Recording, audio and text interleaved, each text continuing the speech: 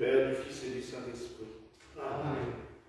Mes très chers frères et sœurs, nous célébrons Saint Jean de Ruysbroek, qui est un mystique, non plus du XIIIe siècle comme on en a médité beaucoup les derniers temps, mais déjà dans une évolution un peu plus forte du XIVe siècle.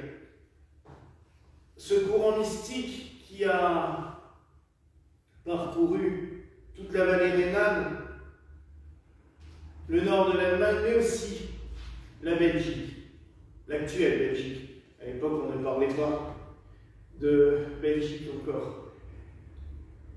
Notre saint du jour est né dans le Brabant, la région de Bruxelles. Même maintenant, là où il est né, fait partie de Bruxelles, la ville ayant grossi énormément.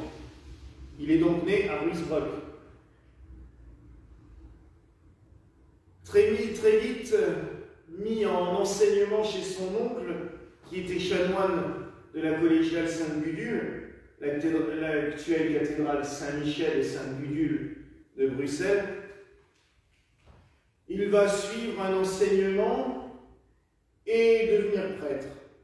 Et pendant donc les 60 premières années de sa vie, va vivre une vie de chapelain d'une collégiale importante, sans forcément faire parler beaucoup de lui.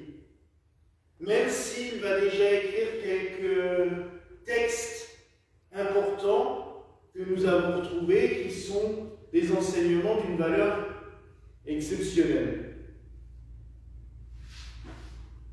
À l'âge de 60 ans, donc, il choisit, avec son oncle, qui est déjà âgé, hein, vous aurez compris, et deux autres amis, chapelains eux aussi, de s'installer un peu plus loin, dans la forêt de Swann, et de créer un prieuré qu'on appelle Groenendael, la vallée verte.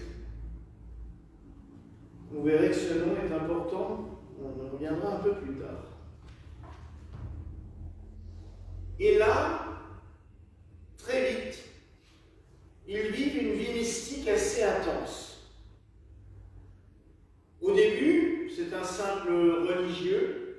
Ils vont prendre la règle de saint Augustin, cette règle canoniale qui permet, tout en vivant en communauté, d'avoir un peu plus de liberté qu'une règle monastique ferme. Il va être touché par une certaine grâce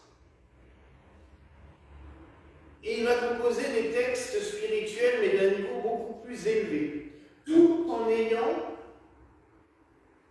la capacité d'écrire cela dans un langage, comme dit un auteur de l'époque, dans un langage vulgaire.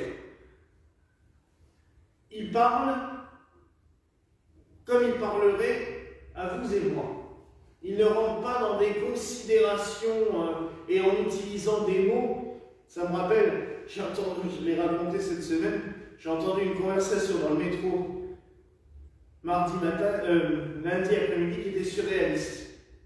Un monsieur qui essayait d'épater une jeune employée de sa société en alignant des mots, tous plus compliqués les uns que les autres. Je ne suis même pas certain que lui comprenait ce qu'il disait. Mais il lui balançait des mots techniques l'un après l'autre comme ça, en boucle. Et souvent, chez les théologiens, on a la même chose. C'est à celui qui va utiliser le plus de mots compliqués ou alambiqués qui va vous pondre un truc totalement illisible, totalement inaudible quand on doit les lire, et indigeste au possible. J'avoue qu'au début,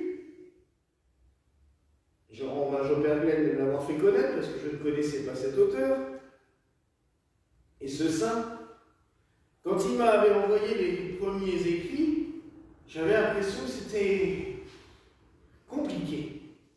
Puis en le lisant, mais ça vient tout seul. C'est vrai qu'il y a une simplicité, un verbe, une façon d'écrire qui est claire, nette, précise. C'est des textes qui font 30-40 pages à tout casser, chaque livre. En fait, maintenant, dans les éditions actuelles, il y a 150 pages d'explication pour 40 à 50 pages de livre en lui-même. Mais le livre en lui-même est très passionnant et très intéressant. Il va très vite, de son petit prieuré près de Bruxelles, être connu dans l'Europe entière. Moi, j'ai toujours épaté à l'époque par la propagation des informations. Nous, des fois, il nous faut des années pour se faire connaître. Eux, à l'époque, en 2-3 ans, ils étaient connus dans l'Europe entière pour un texte. C'est assez impressionnant. Il va recevoir des visiteurs venant de l'Europe entière. 2 que je mentionnerai. Un que les Gallicans connaissent bien puisqu'il s'agit de Saint-Jean-Gerson, qui va venir, mais lui plus par curiosité, parce qu'il va recevoir à Paris les traductions des textes de Jean Ruysbroeck qui ne le convainquent pas du tout. Au contraire, il y va même sur le coup pour le faire condamner pour hérésie, parce que le traducteur a traduit ça un petit peu comme il pouvait, et il y a des tournures de phrases qui ne sont pas, à l'époque, qui n'étaient pas du tout claires, et on ne savait pas exactement ce que prêchait Jean de Ruysbroeck dans ses textes. Jean Gerson, donc, se déplace là-bas, va le rencontrer. Il est bouleversé. Ce n'est pas du tout ce qu'il avait lu, ce qu'on lui avait fait lire, c'est tout autre chose, c'est clair, net, limpide, c'est la foi chrétienne pure qui vient du cœur, qui vient même de plus haut. Mais en passant par le cœur et pas en passant par l'esprit, ce qui est important. Petit rappel, le saint curé d'Ars était considéré comme un débile par les profs au séminaire.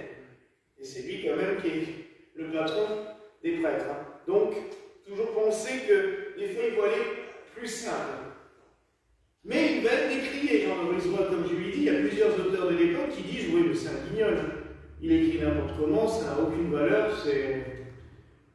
Un autre grand prédicateur va le rencontrer une fois pour le voir, et puis par la suite, on va même dire que c'est un abonné du prieuré parce qu'il y passe au moins 2 fois par an. Parce que Jean de Ruysbroeck va quand même vivre jusqu'à 88 ans. Donc, pendant les 28 ans où il est à Grenoble, à la fin, il sera même le prieur de la communauté, il va avoir le temps de recevoir des visiteurs. Ce prédicateur, c'est Jean Tolère, grand prédicateur dominicain de Strasbourg. Sa pierre tombale est toujours dans l'église du Temple Neuf d'ailleurs. Et donc le couvent des dominicains, c'était l'actuel lycée Jean Sturm.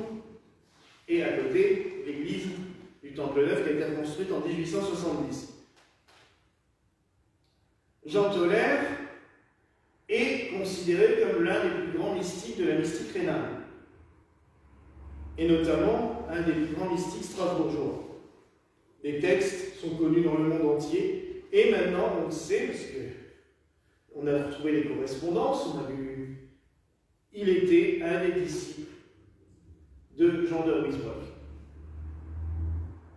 Ce qui est marrant, avant de rentrer un peu plus dans un texte que j'ai lu, dont j'aimerais vous parler, il y a quelque chose qui m'a percuté ce matin.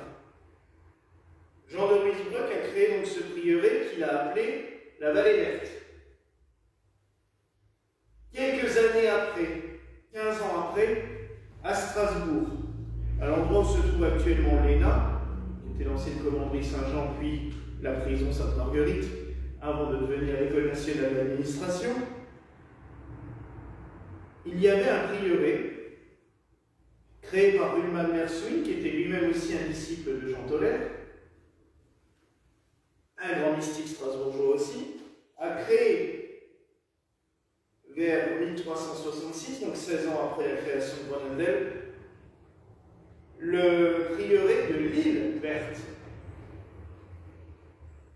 C'est quand même marrant, c'est que ces mystiques-là, ce groupe de mystiques, n'a pas donné des noms de saints à leur prieuré, mais la Vallée Verte, l'île Verte.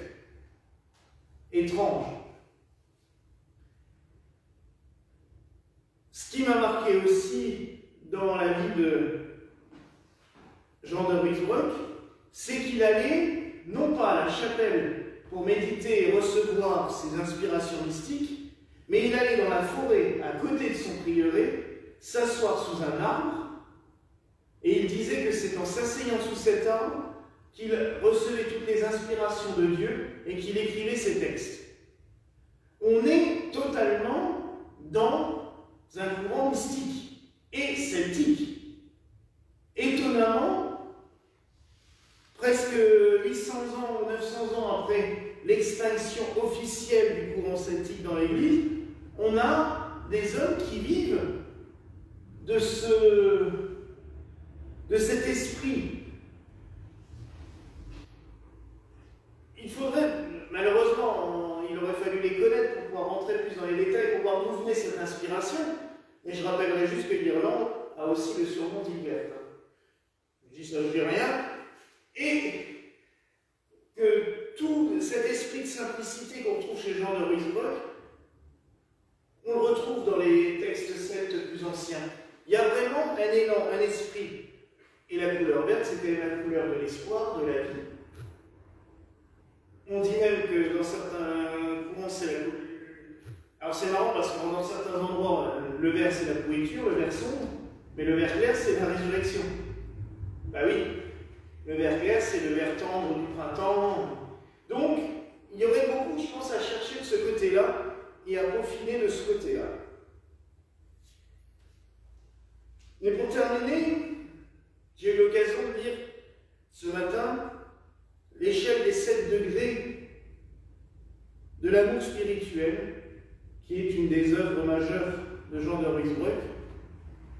Et donc il s'inspire forcément de la septaine sacrée, ce 7 qui revient tant et tant de fois dans la liturgie, dans la théologie, dans la Bible, dans le genre de livre qui est juste devant moi. Et il estime que pour s'élever vers Dieu, comme le principe de l'échelle de Jacob à gravir pour aller vers le royaume des cieux, vers Dieu, il y a 7 degrés d'amour spirituel à mettre en œuvre pour avancer. Alors je ne vais pas vous faire tout le texte, mais j'ai noté ce que correspondent ces 7 degrés parce que je les ai trouvés intéressants. Le premier, pour débuter dans la vie spirituelle, se conformer à la volonté de Dieu. La plupart des psaumes, régulièrement, on dit « Enseigne-moi ta volonté » au Seigneur. Dans le Notre Père, on dit que ta volonté soit faite, soit à terre comme au ciel. Même le Christ s'est conformé à la volonté de Dieu. Père, que ta volonté soit faite et non la mienne, a-t-il dit au jardin des Oliviers.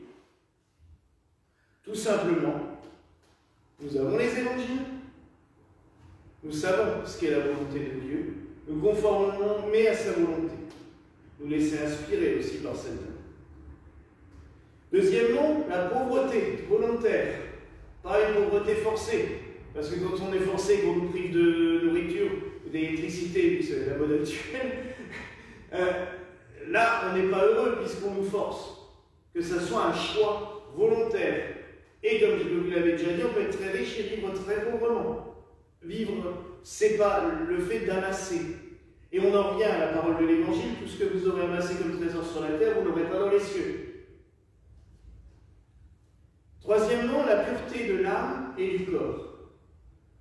Tout simplement savoir se maîtriser, gérer ses émotions, ses attitudes, son corps aussi, ne pas lui... C'est pas parce qu'il a décrété que j'avais très faim maintenant qu'il faut manger, c'est peut-être pas le moment, mais c'est tout un travail à faire et c'est ce qui est le plus compliqué. Dieu sait. Maîtriser son âme et son esprit, c'est souvent plus facile que maîtriser son propre corps. Quatrièmement, l'humilité. Ah, on en parle assez souvent. C'est tout simplement de se reconnaître pauvre et pécheur devant Dieu et de ne pas vouloir, on peut utiliser le mot, mais péter plus haut que là. Voilà, il faut être humble, pauvre, serein devant Dieu. Alors le cinquième, ça m'a un peu interpellé, c'était la noblesse. Alors, je me suis dit, oh, bon, il y en a qui seraient contents, les gens en particulier, mais c'est pas cette noblesse-là du tout. C'est la noblesse d'esprit et d'âme devant Dieu. Et alors là, il découpe en 9 mots qui sont utiles pour avoir une noblesse d'âme devant Dieu et être serein dans sa vie. Adorer. honorer, aimer, désirer, prier, demander, rendre grâce, louer et bénir. Tout ça, c'est pour Dieu. Mais je trouve que c'est simple, clair, net, précis. Et les deux derniers points, on est déjà dans la vie contemplative. Donc déjà plus élevé. Le premier point, le sixième point qui est la vie contemplative en son début, l'union avec la Sainte Trinité. C'est ce que je vous répète toute l'année, qu'on essaie le plus possible de vivre en communion avec le Père, en imitant le Fils, en vivant comme lui, et en se laissant guider par l'Esprit Saint. C'est, je dirais, la base. Mais c'est la base de la vie contemplative. Il faut déjà avoir pu faire tout ce qu'on a fait au début pour en arriver là. Et ensuite, la vie contemplative, dans son deuxième moment, comme il dit, jouir de l'essence de Dieu. C'est-à-dire qu'une fois qu'on est en union totale avec Dieu, vivre en lui, par lui, avec lui, on le dit dans la doxologie de la messe, c'est tout simplement de le ressentir, se dire en permanence, il est là. Et là, on en arrive presque aux paroles de Thérèse d'Avila. N'aie pas peur, n'aie pas souci, Dieu seul me suffit. Donc, vous voyez, c'est très simple, c'est très clair, c'est de l'enseignement très beau. D'ailleurs, je conseillerais la lecture à nos frères clercs, religieux et religieuses, parce que c'est vraiment d'une très belle pureté. Alors, ce que nous pouvons demander à Saint Jean-Brice-Breuil, parce que nous devons le vénérer, je pense qu'il est vraiment vénérable, malheureusement ces reliques ont disparu pendant la Réforme et après pendant la Révolution française, puisque la Révolution française a envahi la Belgique aussi, les pauvres. Donc on n'a plus beaucoup de souvenirs de lui, même le prieuré de Grenoble, il reste vraiment pas grand-chose. Mais son esprit demeure, ses écrits demeurent, et ça c'est important. Donc demandons au Seigneur de nous donner comme maître de vie,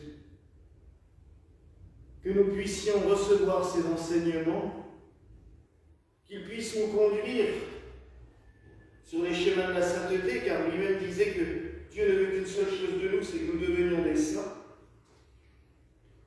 Et peut-être aussi, demandons le Seigneur par l'Esprit Saint de nous éclairer sur tous ces mystères autour de l'île verte, du prieuré de la Vallée verte, c'est ce mouvement mystique de l'époque, afin qu'il nous éclaire et nous guide sur ce chemin. Voilà la grâce que nous nous souhaitons ce soir. Au nom du Père, du Fils et du Saint-Esprit. Amen.